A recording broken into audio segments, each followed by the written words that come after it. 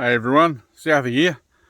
With my book coming out, I thought I might tell a few stories in my own words from some of the chapters in my book. This one's in 1980, I suppose. I was 18. An older couple had befriended me, a guy called Jeff and his partner named Jeannie. They lived in Girraling, and I used to go to the Girraling Tavern every Friday night and meet up with these guys and some other people, and we'd get on the grog and play footy cards, which were really cool in those days. You could, bet on the footy and win some money at the local pub and raise money for the local football teams. Anyway, this night we got on the piss, had a big night, went back to their place after the pub shut. Someone won a couple of meat trays, so we invited half the pub back to Ginny and Jeff's to have a barbecue. Had a big barbecue and a big feed, and all drank more grog and had a big night. After everyone left, I got invited to stay. I only live just up around the corner, but it's pretty regular for me to just camp on the couch. So I'm camping on the couch, and Jeannie started cleaning up. She's picking up empty bottles and burnt sangers and steaks and whatever else, and emptying ashtrays and clanging around the house. Next minute, Jeff got out of bed and started a big blue. Him and Jeannie started fighting, and they used to fight a bit, but this was getting really serious, and it looked like it was going to get nasty. And Jeannie stormed down the hallway and into the kitchen, and I thought, shit, this is getting really bad. I didn't want to be a part of it, but one of Jeannie's daughters was home, her youngest, Ellie. So I went in and I grabbed Ellie out of her room and I decided to take her to a neighbour's place. And as I was leaving, I heard Jeannie stomping back down the hallway and screaming at Jeff, so I thought I'd better go back inside. So I left Ellie on the veranda. The older daughter was out. And next minute I came in and seen Jeannie stabbing Jeff right in the middle of the head with a Wilshire Stay Sharp knife. And then she repeatedly just stabbing him. They end up on the ground, wrestling around on the ground. She's stabbing him, and he's trying to fight her off. So I jumped down, and the knife got knocked out of Jeannie's hand. So I grabbed the knife, went for the knife to grab it, and I grabbed it by the handle, and Jeannie grabbed the blade in her hand, and I just pulled it through her hand. But she was in such a state with adrenaline rush that she had such a tight grip on the blade that when I pulled it through her hand, it cut right through into her bone, and it nearly cut her hand off. So I just grabbed it and I threw it away. Next minute I know I'm got Jeff, and we're running out to the car because he was in a bad way. He's bleeding really badly and I needed to get him to hospital. So ran out to the car, and Jeannie come chasing out after him with the knife again, and she stabbed him in the back and started stabbing him again. And Jeff turned around and he just punched her right in the face and knocked her to the ground.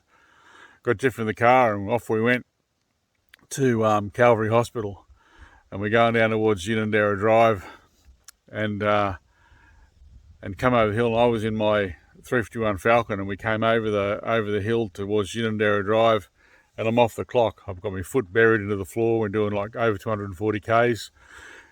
As we got to Ginninderra Drive, as I come over the hill, the lights were red, and there was no way I could stop. It was impossible. So I just kept the boot into it, and then as I got pretty close to them, they changed green, went screaming through the lights, got to the Calvary Hospital, and there was, surprisingly, when we pulled up, emergency was closed. The doors were locked at the hospital.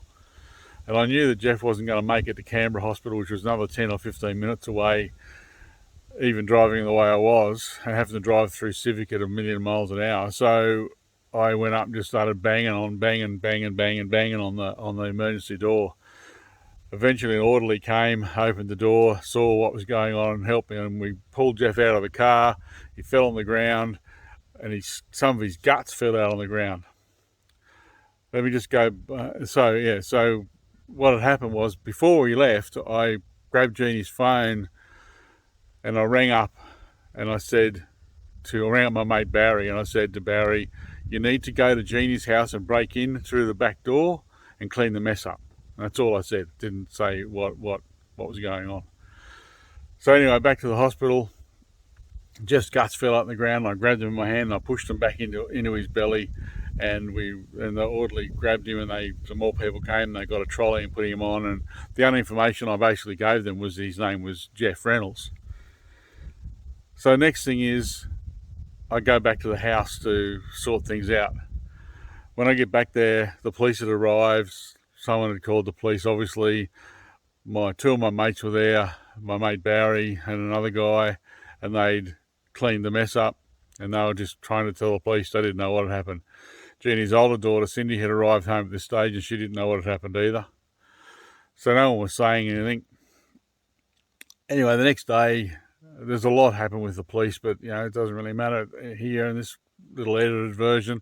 The next day, I go back to see Jeff at the hospital. He's a real mess. He had lost nearly all of his blood. He was just really bad, in a bad way, and they were still trying to save his life, but he was in intensive care. So I went to the Canberra hospital then to see Jeannie, and when I got there, she said to me, she said, I suppose this means me and Jeff are finished. And I thought to myself, well, I fucking reckon. Anyway, so then I was meant to be going skiing that day, water skiing down the Hume Park on the Murrumbidgee River with my mate Chris Angus. And I thought I cleaned all the blood out of the car, because this wasn't something I really wanted to talk about, so I cleaned the car really good, as much as I could. Chris gets in the car and we're heading out to the river, and he put the visor down because there's sun, and a big lump of congealed blood slid off the visor and into his lap, because Jeff was spurting blood out of himself everywhere up into the onto the visor. He got stabbed 38 times by Jeannie, actual stab holes, like wounds. There was slashes and other bits, but 38 stab wounds. When we went to court, the court thing was a big deal, and the police put charges on Jeannie, even though Jeff didn't want to, because they weren't getting back together, but he didn't want to charge her. So the police charged her. One of the funny things happened at the end of the court case were the prosecuting guy, after badgering me all these stupid questions, said, how long was the knife, Mr. Southwell? And it was a 12-inch Wilshire Stay Sharp, but I said, trying to be a smart ass, this guy was being a smart ass, I said, I don't know, mate, I didn't have my Lufkin on me. And the magistrate looked at me and he just laughed. The magistrate knew that a Lufkin was a tape measure, obviously, and he had a bit of a chuckle, and he just said, Mr. Southwell, could you please explain to the court what your Lufkin is? Anyway, that's one of the little tidbits out of my book, a bit of a story, lots more like it. Lots of funny ones, but I just thought I might tell a few of my stories in my own words as we get going with organising my book. Have a good day, people.